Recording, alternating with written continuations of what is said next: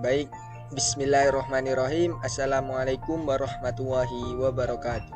Perkenalkan, nama saya Handanu Akbar Falahi dengan NIM 2003211000103. Saya berasal dari kelas Agribisnis D. Di sini saya akan memaparkan hasil yang telah saya dapatkan untuk memenuhi ujian tengah semester yang bersifat take home pada mata kuliah Agribisnis Pangan dan Non-Pangan, atau bisa kita singkat APNP. Di sini saya akan memaparkan 3 komoditas. Yang pertama, komoditas padi. Pada informasi yang diberikan oleh Nanda Dwi pada tanggal 3 April pukul 1 siang, bahwasanya di Indonesia terdapat berbagai permasalahan pada komoditas beras nasional, yaitu diantaranya minimnya anggaran yang didapatkan oleh para petani, pembangunan yang hanya terpusat pada Pulau Jawa yang bisa dibilang pembangunan yang diberikan tidak merata pada tiap daerahnya, alih fungsi lahan sawah yang digunakan untuk pembangunan lainnya, dan pertumbuhan penduduk yang terus meningkat seiring berjalannya waktu. Mengapa hal tersebut bisa terjadi? Hal tersebut bisa terjadi karena pemerintah kurang condong pada pertanian. Salah satunya yaitu anggaran yang diberikan untuk sektor pertanian dari tahun ke tahun ini tidak pernah dapat meningkatkan angka produksi beras nasional secara signifikan dan cenderung stagnan.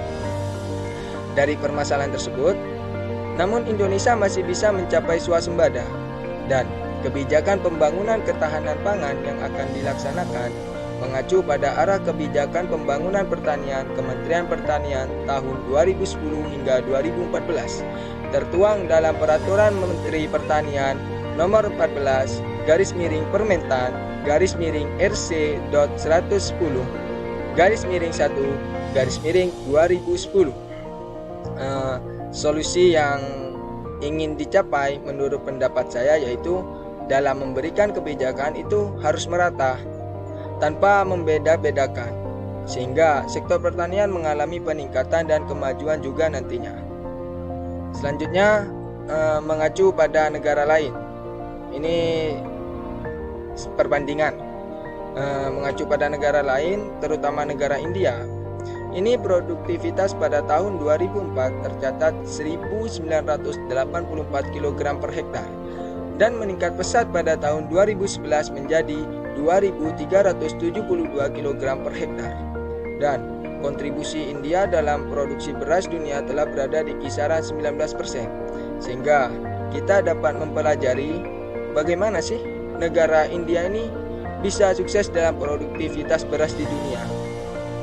Sehingga kita juga dapat meningkatkan produktivitas pada negara kita sendiri nantinya. Selanjutnya, saya akan memaparkan tentang komoditas garam. Di sini pada tanggal 21 bulan 9 2019, Direktorat Publikasi Ilmiah dan Informasi Strategis atau disingkat DPIS IPB membahas permasalahan yang dialami oleh negara Indonesia, yaitu produksi garam dalam perspektif hukum ekonomi.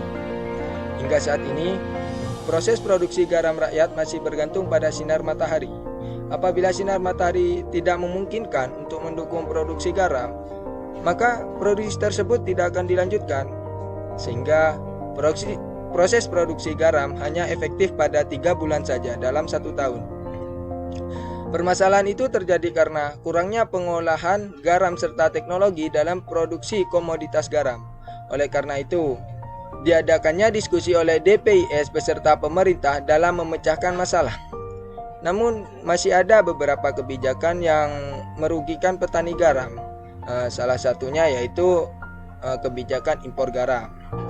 Nah, menurut pendapat saya, itu cara mengatasinya yaitu jika komoditas produksi dalam negeri masih belum mampu memenuhi kebutuhan industri, pemerintah hanya perlu mengatur bagaimana mekanisme yang tepat untuk menciptakan keseimbangan suplai demand komoditas garam di dalam negeri, yaitu perbandingan pada negara Jepang. Mereka lebih memprioritaskan garam yang kaya akan mineral dan sehingga memberikan banyak manfaat bagi masyarakat Jepangnya. Dari kebijakan yang diterapkan oleh negara Jepang itu, kita dapat menjadikannya sebagai referensi untuk menentukan standar kandungan garam yang baik bagi konsumsi pangan di negara kita nantinya. Nah, dan untuk komoditas yang terakhir yaitu komoditas sapi potong. Pada tahun 2020, Johan dalam beritanya mengatakan bahwa pemerintah Indonesia dalam memenuhi kebutuhan daging sapi hanya berfokus dengan cara impor yang menyebabkan peternak lokal tidak mampu bersaing dikarenakan harga yang relatif sangat murah. Direktur Kesehatan Hewan Fajar Suping Jatur Rasa menyatakan dalam memenuhi kekurangan daging tersebut, pemerintah akan melakukan impor sapi bakalan sebanyak 112.503 ton. Impor daging sapi sebesar 85.500 ton, serta impor daging sapi Brazil dan daging kerbau India sebesar 100.000 ton.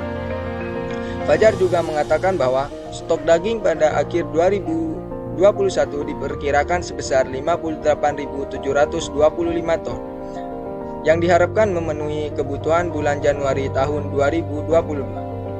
Nah, menurut pendapat saya, solusi yang ingin dicapai yaitu mengurangi ketergantungan akan impor daging sapi. Jadi kita lebih mengutamakan dan meningkatkan kualitas daging sapi dalam negeri sendiri sehingga petani mampu bersaing dengan yang lainnya dan juga dapat meningkatkan harga lokal dalam negeri komoditas sapi potong ini nantinya. Nah, di sini saya melihat pada negara Uni Eropa dalam proses impornya itu menggunakan tarif dan subsidi yang pada tahun periode 1986 hingga 1988 dari 50% meningkat menjadi 84% pada tahun periode 1999 hingga 2001. Mereka menerapkan cara cerdik tersebut karena agar nantinya mampu mempertahankan peternak dalam negeri dan juga agar mampu bersaing dengan yang lainnya. Sehingga cara cerdik tersebut dapat kita jadikan referensi untuk negara kita agar